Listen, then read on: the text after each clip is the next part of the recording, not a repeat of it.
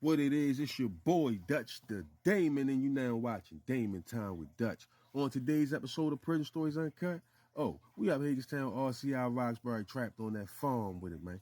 Now, this situation took place over 20 some odd years ago, right? You had your boy up there trapped on that farm. But before I hop off in the storytelling mode, we're going to go ahead on and run the shout-outs down for the people that have been supporting the channel through Cash App, man. First up on the list, we got one of my most loyal supporters, man, the brother Thomas, man. This brother makes it his business to support the channel. Appreciate you, brother. I got us. Next up on the list, we got the brother Robert Moore. This brother watch all my content, went on ahead and blessed the channel through Cash App. Appreciate you, brother Robert Moore. Stay locked in, I got us. Next up on the list, we got the brother KS. This brother don't just watch, he support. Always showing love. And that let me know I ain't doing this in vain, you know what I mean? Appreciate you, brother KS. And last but not least, we got the loyal supporter, Reliable Harlan. That brother always supporting. Loyal follower. Appreciate you, brother. Reliable Harlan. See the type of love the channel been getting lately, man? Make me want to go ahead on and just put the book together to see how receptive the world could be. But now that we got that out the way, let's get it, man. So, after being up Roxbury probably for like 2.5 years, because Roxbury was the first spot I touched coming from diagnostics, right? Yeah, I was there like 2 years before they started moving me around to different prisons. But anyway, it was a nigga on my team from over West Baltimore. We knew each other from over City Jail. I actually remember when he came back from court, getting this time. He caught 15 years. He got sent in the system probably like a couple months before me, then I caught my time and went in the system. So we was very familiar with each other. But me and this nigga could not stand each other. We scrapped 2 times over the jail. He was a Muslim, Sunni Muslim. You know I'm a good brother. But the hate we had for each other was like on a personal level. And neither one of us wanted to make it like a good brother versus a Sunni thing. Every time we would scrap, we would lock in the cell with nobody know. Go at it for like 60 seconds, then come back out. Cause we couldn't stand each other. We only could be around each other for like 5 minutes. Then we start arguing, next thing you know, we scrapping.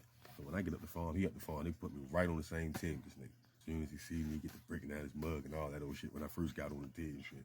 I saint him, I wasn't worried about that nigga. So I'm probably on the team with him probably like 4 months.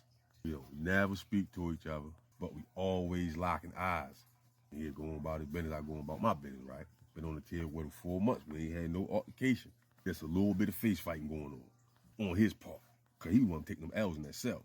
But anyway, I couldn't stand him. I ain't like the sound of his voice. The Muslim thing ain't had nothing to do with it. I just couldn't stand Slim. He just had this way about him, boy. Tough as nails. In his mind. So when we got in them cells, he always tap out. Be like, all right, yo. The one thing I respect about him, that nigga will fight, right? So I wouldn't say accurately I hated him. I just didn't like the nigga. Man, I'll never forget this bullshit. He is a Sunni Muslim. During this time, for some reason, which I forget. I used to know what happened, but I ain't gonna make nothing. I cannot remember what they was battling for. But the white boys up there and the Sunni Muslims had a little conflict. It didn't escalate to nothing major, as far as like a full scale on war or nothing like that. It's a couple little battles that I'd been witness to. But anyway, so one day I'm on my way to school. I'm coming out my house and walking up the compound to the school building, you know what I mean? It's early in the morning.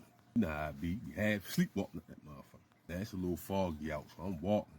So you know when you be up in the mountains, that fog be thick up there. You know, all you see shit in front of you. So I'm walking, right? I get to hearing some commotion. I get to looking up the walkway. And I see dude that I cannot stand, the Sunni Muslim dude. He got his fists up in a fighting stance. And he got 4 white boys surrounding him, right? Now it was early in the morning. There wasn't nobody out there but us, not even no officers. So he got his fists up in the fighting stance and he's looking around him. Now know this, I do not like Slim. But to me, in my heart, the situation just didn't look right. I'm already aware and knowing what's going on between the 2 groups, but the situation just did not look right to me. In other normal circumstances, the good brothers do not rock with Muslims or as far as helping them in those situations where they get in, because they don't help us in nothing. If a racial situation kick off between the SAs or the white boys, they not gonna rock with us under no circumstances. They only rock with their brothers, other Muslims. But anyway, me knowing this, but also knowing what I stand for and what I'm a part of, I couldn't sit back and watch that shit. So when I seen that, I get to walking over there like, yo, hold up, yo, what's going on? What's going on? All of them had their hands in their dips. They was about to hit y'all.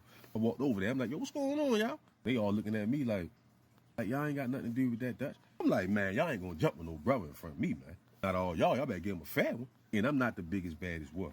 But I guess because of prison politics, they didn't want to, you know what I mean, make the wrong move and get penalized. So they backed down.